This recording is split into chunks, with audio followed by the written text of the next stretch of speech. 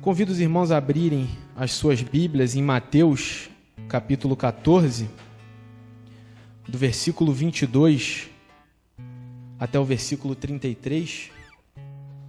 Pedi a Letícia para colocar também, quiser projetar para a gente, a minha tradução é a NVI. Mateus 14, do 22 ao 33. Tem por subtítulo aqui na minha Bíblia, Jesus anda sobre as águas. Diz assim a Bíblia, a palavra de Deus. Logo em seguida, Jesus insistiu com os discípulos para que entrassem no barco e fossem adiante dele para o outro lado, enquanto ele despedia a multidão. Tendo despedido a multidão, subiu sozinho ao monte para orar. Ao anoitecer, ele estava ali sozinho, mas o barco já estava a considerável distância da terra, fustigado pelas ondas, porque o vento soprava contra ele. À alta madrugada, Jesus dirigiu-se a eles, andando sobre o mar. Quando o viram andando sobre o mar, ficaram aterrorizados e disseram: "É um fantasma!" e gritaram de medo. Mas Jesus imediatamente lhes disse: "Coragem, sou eu, não tenham medo." "Senhor", disse Pedro, "se és tu, manda-me ir ao teu encontro por sobre as águas." "Venha", respondeu ele. Então Pedro saiu do barco, andando sobre as águas, e foi na direção de Jesus. Mas quando reparou no vento, ficou com medo, e começando a afundar, gritou: "Senhor, salva-me!" Imediatamente, Jesus estendeu a mão e o segurou, e disse: "Homem de pequena fé, por que você duvidou?" Quando entraram no barco, o vento cessou. Então os que estavam no barco o adoraram, dizendo: "Verdadeiramente, tu és o Filho de Deus." Amém. Pai, eis aqui a tua palavra. Lida, Senhor, integralmente para o teu povo.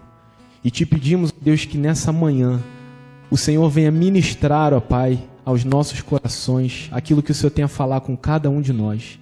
Que não seja eu, ó Deus, falar à igreja, seja o Espírito Santo do Senhor, ó Pai, me usando nesse momento, ó Deus. Nos abençoa, Pai, com lições preciosas. Nos abençoa, Deus, com a tua palavra santa, inerrante, que não muda. Muito obrigado mais uma vez, em nome de Jesus. Amém. Meus irmãos, o ministério de Jesus aqui nesse momento havia passado por um momento delicado.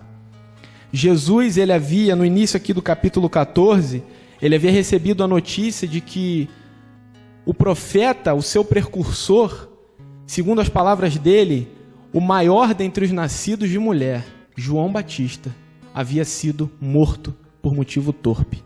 Uma notícia trágica. João Batista havia sido decapitado. João Batista tinha tido ali a sua cabeça exposta num prato por um rei bêbado. Então Jesus recebe essa notícia trágica, impactante, e também nesse momento os discípulos, os apóstolos, voltam de uma missão a qual ele havia os enviado, e eles estão ali naquela correria boa, eles estão ali entre multidões, como sempre. Marcos 6 vai nos relatar isso, e eles não têm tempo nem para comer, nem para se alimentar direito, nem para descansar. Então Jesus, ele tem um plano, ele prefere se retirar com seus apóstolos para um lugar alto, um lugar deserto, afastado, para tirar um momento de descanso, um momento de reflexão, um momento de comunhão. Hoje nós chamaríamos isso talvez de férias. Jesus precisava tirar um pouco de férias com seus apóstolos, descansar. Todos nós precisamos descansar. E então essa notícia, de alguma forma, ela vaza. As pessoas ficam sabendo que Jesus pretendia descansar com os seus discípulos. E essa multidão, então, essas pessoas que ficam sabendo dessa notícia, elas pegam seus doentes e elas saem correndo. Elas vão até onde Jesus está indo e elas chegam primeiro que ele lá. Diz a Bíblia, então, que Jesus, ao se aproximar da margem, ele olha para aquela multidão com um olhar de compaixão. Jesus, ele não despede aquela multidão, ele diz: "Olha, eu preciso descansar, depois eu atendo vocês." Jesus, ele para os seus planos, ele para aquilo que ele está fazendo, porque ele olha para aquele povo com um olhar de compaixão. Ele vê, diz a Bíblia, que Jesus vê que eram como ovelhas sem pastor. Eram pessoas perdidas, precisavam ali do socorro de Jesus. Então diz a Bíblia que Jesus, ele fala sobre o reino de Deus para aquelas pessoas e ele também cura os seus doentes. E dado momento vai ficando tarde, os discípulos aproximam-se de Jesus, dizendo: Senhor, despede essa multidão, porque já é tarde, eles precisam comprar comida. Eles não haviam comido, já estava entardecendo. E Jesus, então, pega 5 pães e 2 peixinhos, ele dá graças ao Pai, ele multiplica e ele alimenta toda aquela multidão. Cerca de 5.000 homens, sem contar mulheres e crianças, aproximadamente ali 12.000 pessoas são alimentadas por Jesus, que havia curado os seus doentes, falado do reino de Deus e havia alimentado aquela multidão, suprido as suas necessidades. Então acontece um problema, irmãos. Aquela multidão, ela decide tornar Jesus rei, mas não porque Jesus era o pão da vida. Elas decidem torná-lo rei não porque Jesus veio para reinar sobre os nossos corações, nos libertar do pecado, da morte eterna. Elas querem tornar Jesus rei porque Jesus havia satisfeito as suas necessidades básicas. Jesus havia alimentado aquela multidão. Eles estavam ali, talvez, aguardando um Messias político que viera para resolver os seus problemas, para libertá-los do Império Romano, para satisfazer as suas necessidades físicas, terrenas, mundanas. E não é de se esperar, irmãos, algo diferente, porque o povo de Israel, desde o seu início, ele foi um povo marcado por opressão. Ele foi um povo que passou 400 anos de opressão no Egito. Depois foram dominados, o reino do norte caiu para o Império Assírio. O reino do sul, Judá, as 2 tribos remanescentes, caíram para o Império Babilônico, foram conquistadas. Depois, caindo o Império Babilônico, elas caíram nas mãos do Império Medo-Persa, depois do Império Grego, sob o comando de Alexandre, e por fim, o Império Romano. Então era muita opressão, era um povo marcado por muita opressão desde o seu início. Então eles aguardavam um Messias, não que viesse justificá-los perante o Senhor, não que viesse libertá-los das garras do pecado, da morte, mas eles aguardavam um Messias que possivelmente viria libertá-los do Império Romano. Era uma visão deturpada a respeito da messianidade de Jesus. Então Jesus, vendo que o povo queria torná-lo rei, ele toma uma atitude imediata. Ele despede os seus discípulos. Por 2 motivos.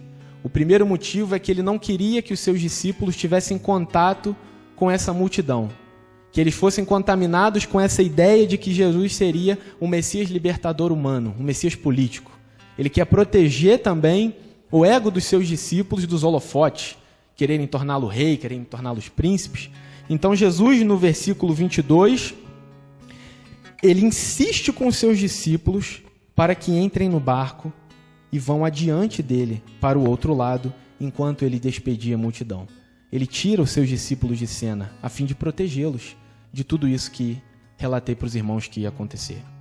Mas também tem um outro motivo pelo qual Jesus despediu os discípulos, insistiu com eles para que entrassem no barco e fossem para o outro lado.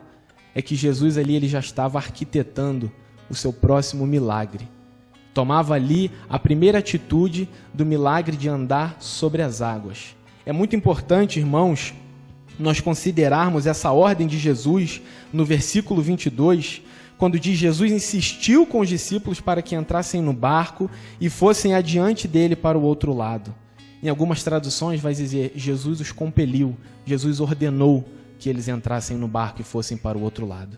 Dava início aí, então, a uma jornada que culminaria num dos milagres mais extraordinários, mais bonitos, mais fantásticos durante o ministério de Jesus. E como bons discípulos, irmãos, nós podemos aprender a primeira lição é que eles obedeceram a Jesus. Sem questionar, eles entraram no barco e obedeceram à ordem do Mestre. E eu pergunto a você, Jesus já te deu uma ordem e você obedeceu de imediato essa ordem? Jesus já te deu uma ordem e você obedeceu essa ordem sem questionar o Senhor? Por mais difícil que ela fosse, por mais intrigante, Jesus nunca havia feito isso, mas a Bíblia nos mostra que os discípulos obedeceram a Jesus.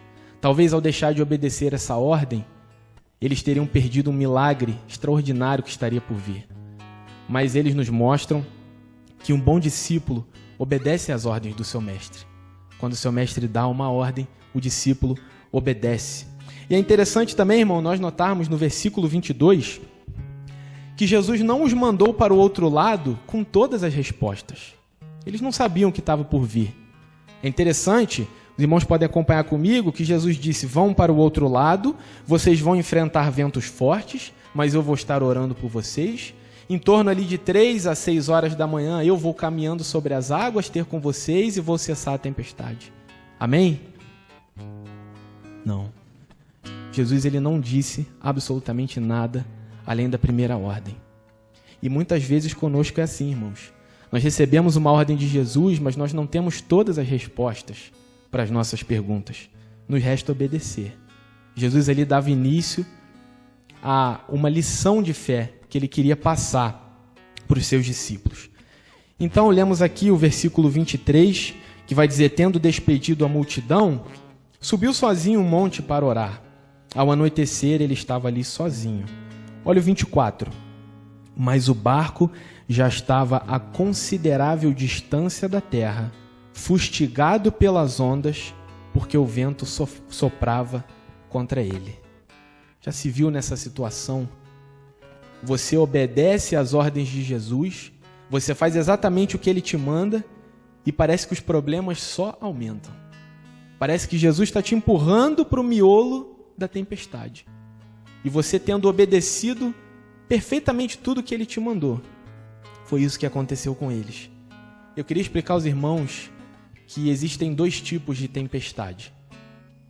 A tempestade que os discípulos passaram aqui, a tempestade induzida por Jesus para provar a nossa fé, e existe a tempestade da desobediência.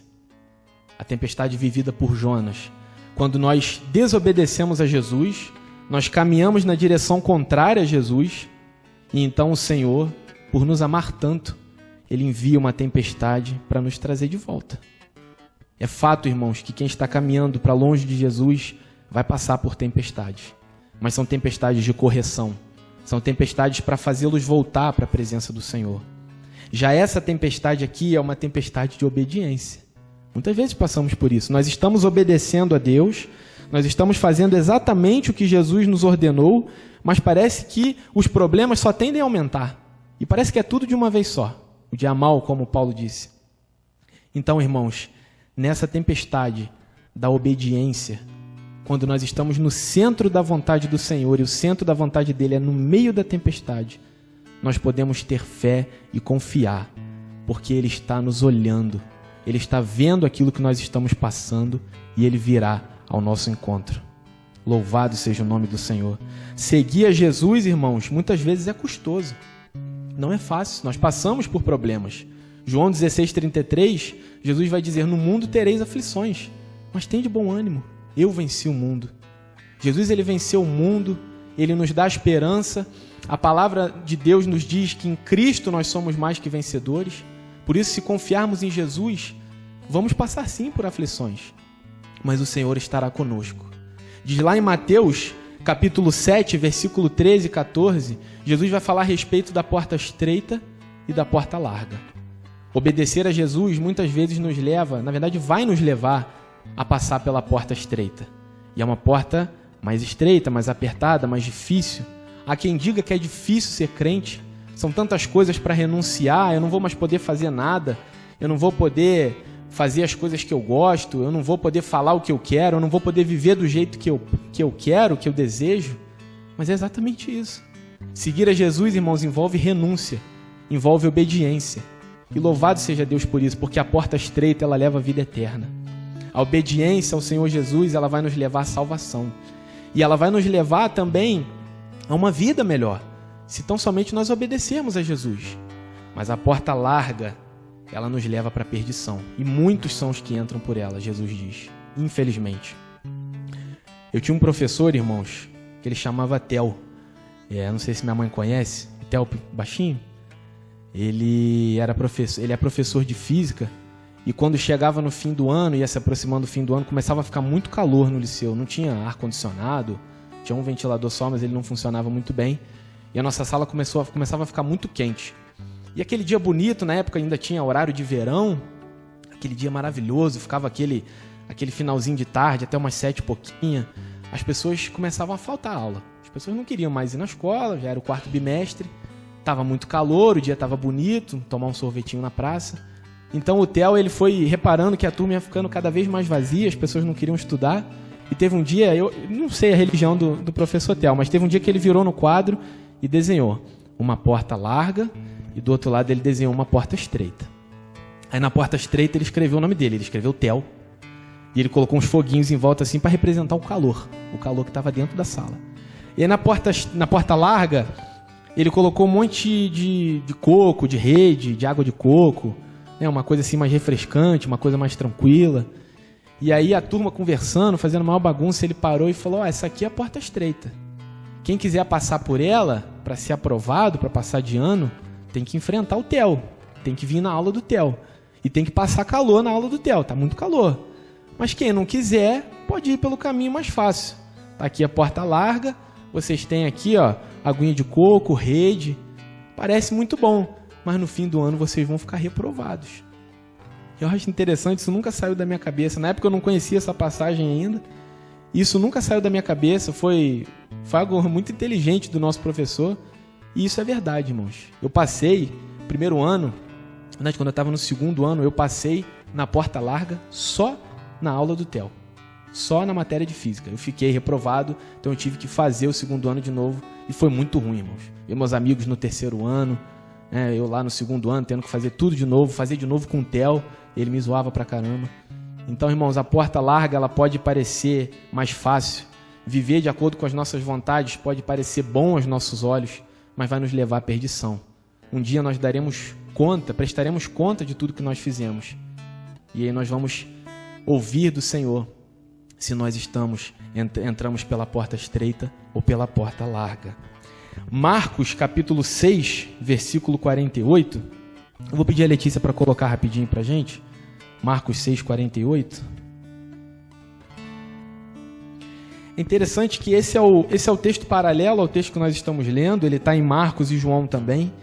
E aqui em Marcos 6, 48, vai dizer assim: ele viu os discípulos remando com dificuldade, porque o vento soprava contra eles.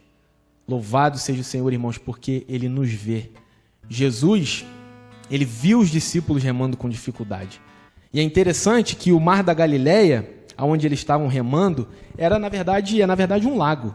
Ele é um mar de 21 quilômetros de comprimento por 13 de largura, e ele é cercado ali de colinas e montanhas. Então, se você sobe em qualquer um daqueles montes que estão ao redor do Mar da Galileia, também conhecido como Lago de Tiberíades, Lago de Genezaré, ele é de fato um lago. Quando você sobe no alto de qualquer monte, você consegue ver o mar todo. Então, Jesus ali, ele humanamente viu os discípulos passando por aquela tempestade. E isso nos ensina, irmãos, que Jesus, ele vê tudo que nós estamos passando. Às vezes você pode crer que Jesus não está vendo o seu sofrimento. Às vezes você pode pensar que Jesus está aquém da sua situação, de que o Senhor não está vendo o que você está passando, não está vendo as injustiças que você está sofrendo, mas certamente o Senhor está te vendo e Ele está intercedendo por você. O Senhor estava orando no monte naquela época, mas hoje Ele não está mais lá. Ele está à destra do Pai e Ele continua intercedendo por nós. Louvado seja o Senhor por isso. Romanos 8,34 vai dizer isso. Irmãos, no versículo 25, vai dizer: alta madrugada, Jesus dirigiu-se a eles, andando sobre o mar. Em algumas traduções vai dizer, na 4ª vigília da noite. Os militares romanos, e também posteriormente os judeus daquele tempo, aderiram a essa divisão. Eles dividiam a noite em 4 vigílias. A primeira vigília ia das 6 da noite até as 21 horas, até as 9 horas. A segunda vigília ia das 9 até a meia-noite. A terceira vigília ia da meia-noite até as 3 da manhã. E a quarta vigília, ela ia das 3 horas da manhã até as 6 horas da manhã. Interessante, irmãos, que os discípulos, tendo se despedido de Jesus 6 horas da noite anterior, eles estavam agora na 4ª vigília da noite e ainda estavam remando contra as tempestades. Passaram muito tempo, cerca de 9 horas. Vai dizer, não me recordo se é Marcos ou João, vai dizer que eles estavam somente a cerca de 5, 6 quilômetros da margem. Como eu disse para os irmãos, um lago que é 21 por 13 quilômetros, eles não estavam nem na metade. Eles passaram 9 horas remando contra as tempestades e eles não haviam chegado na metade daquele lago. E Jesus, todo esse momento, estava vendo o sofrimento dos discípulos, estava vendo aquela dificuldade, mas ele decidiu não descer, nem na primeira, nem na segunda, nem na terceira vigília da noite. Ele desceu na quarta vigília da noite.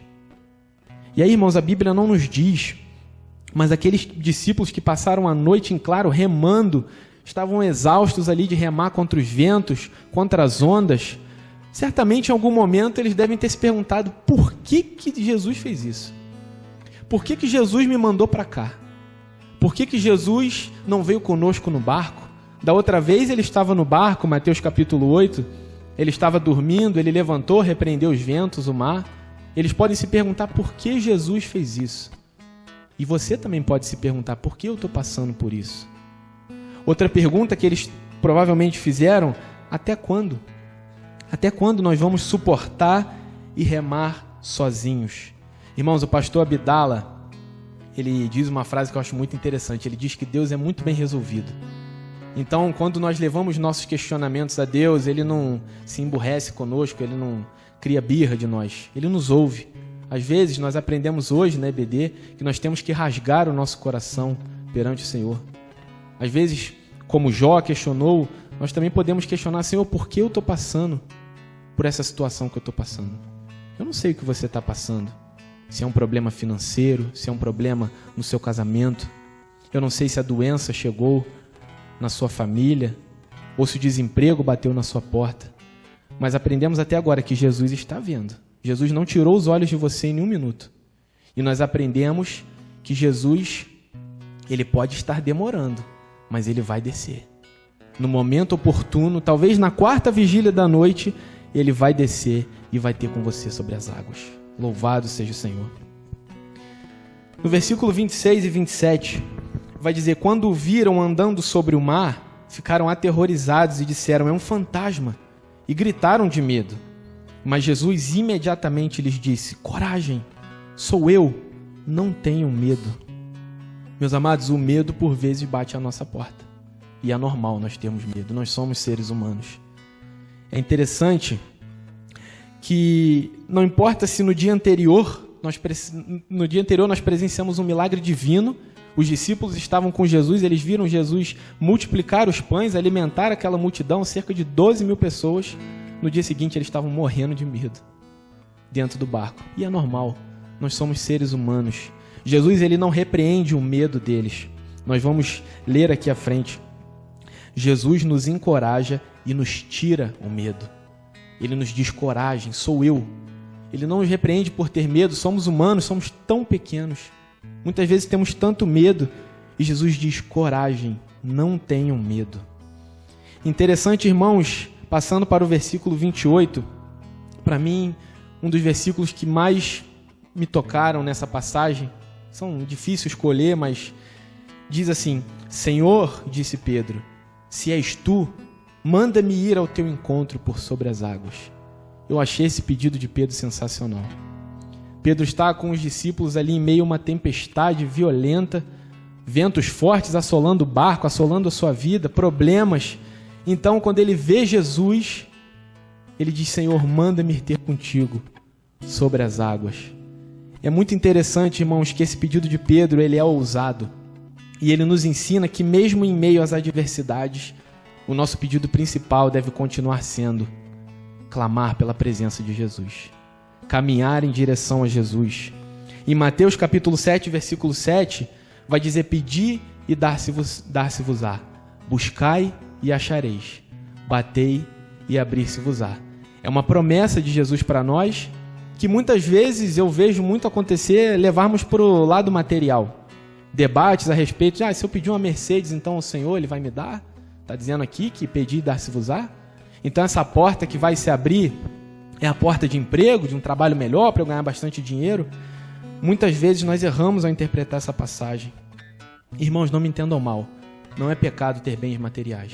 Abraão era um homem rico, Jó foi o homem mais rico do Oriente, Salomão foi um rei muito rico, muito abastado, muito abençoado por Deus. Mas a questão é a nossa prioridade. O nosso pedido está sendo material ou está sendo espiritual? Está sendo como o de Pedro: Senhor, eu quero mais da tua presença, me faz andar sobre as águas, me faz ir ter contigo por sobre as águas? Ou nós estamos pedindo errado? Vai dizer em Mateus capítulo 6, versículo 21, pois onde estiver o seu tesouro, aí também estará o seu coração. Nós possamos, irmãos, acumular tesouros nos céus, não tesouros terrenos que perecem, mas que o nosso foco seja buscar em primeiro lugar o reino de Deus, e todas as outras coisas nos serão acrescentadas. Interessante, irmãos, que em Tiago, capítulo 4, versículo 2 e 3, vai dizer: não tem porque não pedem.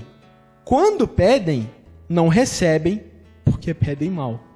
Muitas vezes, as tribulações são o que nos faz clamar por mais da presença de Deus. Às vezes está tudo tranquilo, nós não pedimos: Senhor, me faz ter contigo por sobre as águas. Mas às vezes na tribulação é quando nós nos agarramos ao Senhor. Nós pedimos: Senhor, eu quero ver mais da tua presença, eu preciso da tua ajuda. A Bíblia diz que é na nossa fraqueza que o poder de Deus se aperfeiçoa.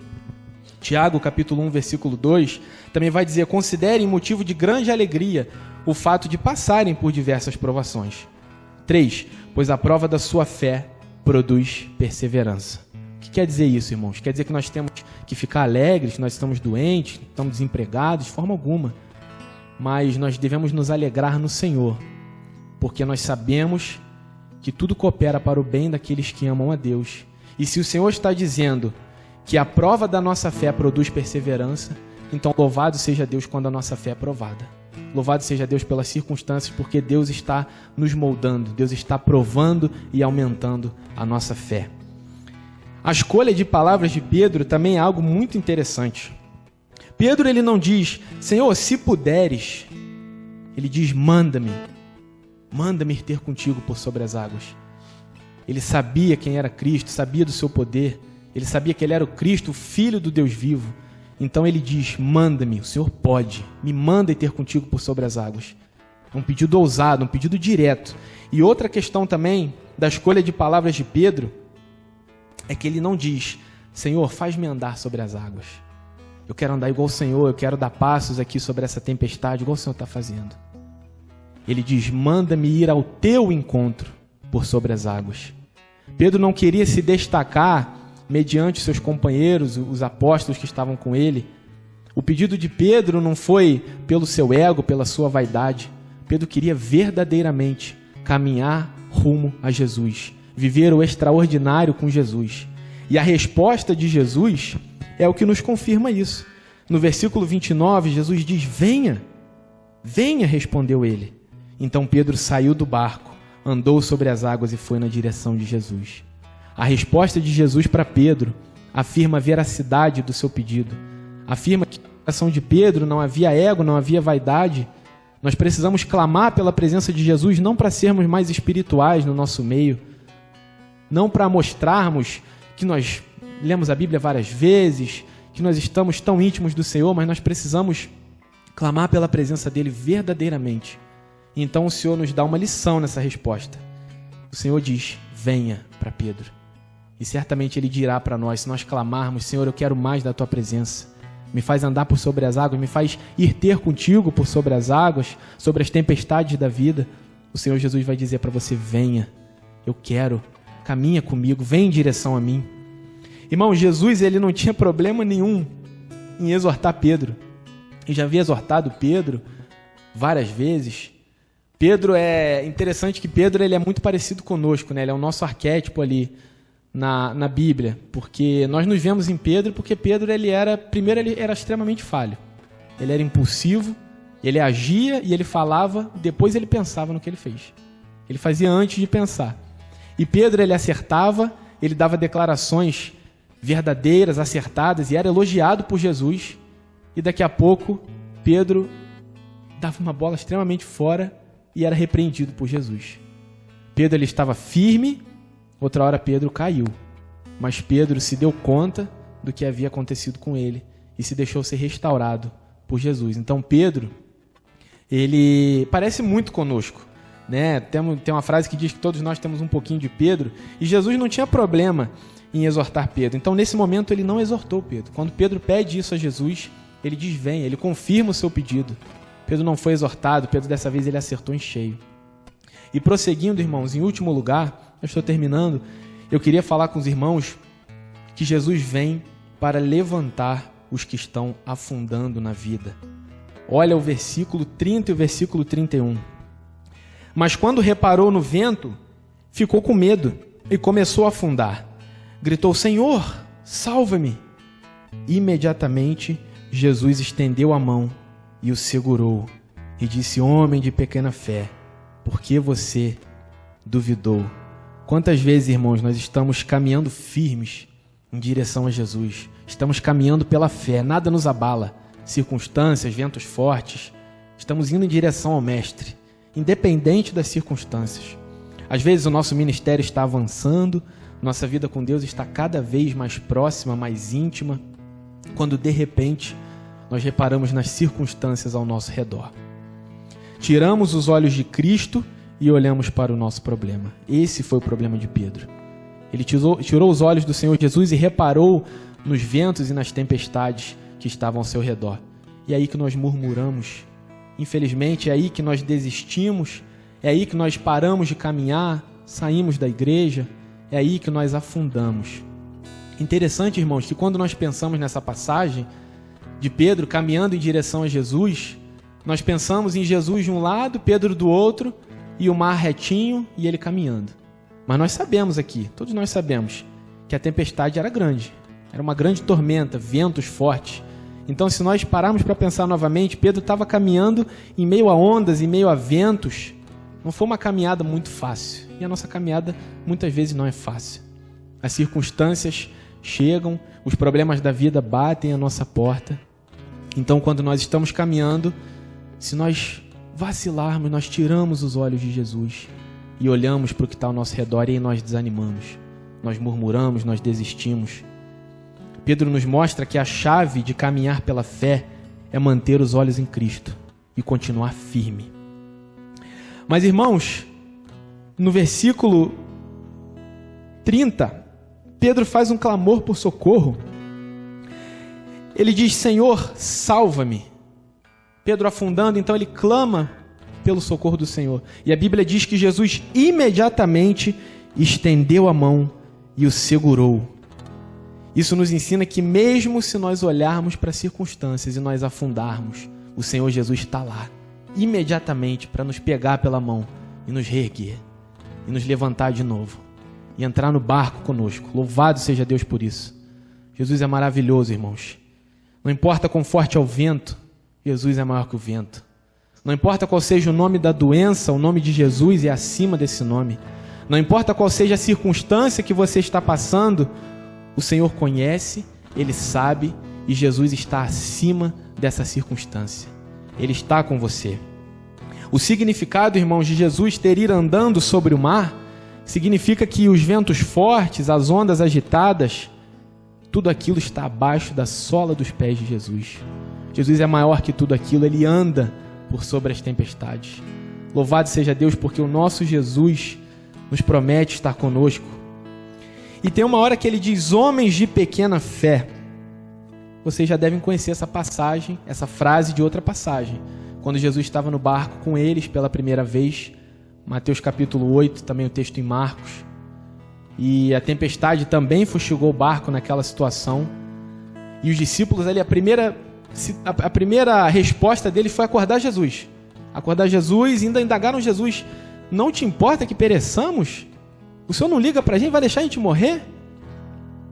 Então Jesus repreende o mar, repreende o vento e diz: homens de pequena fé. Aqui ele diz de novo: homens de pequena fé. A fé deles vacilou, a fé de Pedro vacilou. Mas nós aprendemos, irmãos, a diferença dessas duas passagens é que na primeira vez eles se apressaram a acordar Jesus e pensaram que ele não se importava com eles. Só que dessa vez eles remaram a noite inteira contra as circunstâncias, contra o vento forte. Dessa vez a fé deles estava mais forte. Eles remaram e Jesus lá de cima do monte viu os seus discípulos remando. Em meio às circunstâncias, às dificuldades, Ele está vendo o que você está passando, irmãos. Eu insisto nisso. Não pense que Jesus não está vendo, porque Ele está vendo você remando. Ele está vendo você caminhando com dificuldade. Às vezes você caminhou, da primeira vez você caminhou e imediatamente você se apressou em clamar a Jesus. Talvez dessa vez a sua fé esteja mais forte, você esteja mais firme.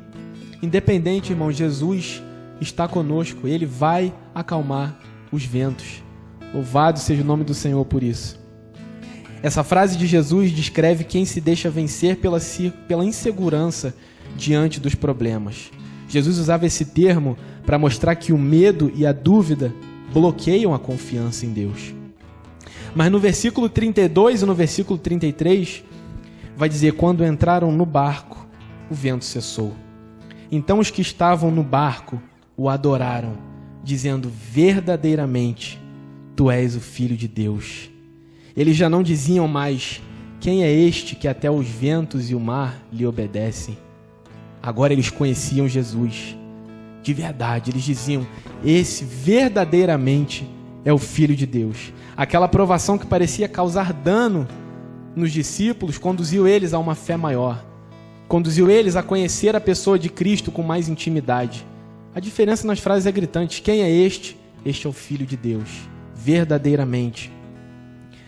Louvado seja o Senhor por isso, irmãos. Em João capítulo 6, versículo 21, o texto paralelo também é esse, vai dizer, o único evangelho que vai dizer que então Jesus entrou no barco com eles e eles passaram para outra margem. Uma viagem que demorava 1 hora de um lado para o outro. Então, depois de 9 horas de intensa tempestade, Jesus entra no barco, os ventos se acalmam e eles passam para o outro lado. Finalizo aqui, irmãos, dizendo que existe uma interpretação desse texto, onde o barco é a igreja. E Jesus, ele está no alto do monte. Isso representa Jesus à destra do Pai, intercedendo por nós nos dias de hoje, intercedendo pela sua igreja.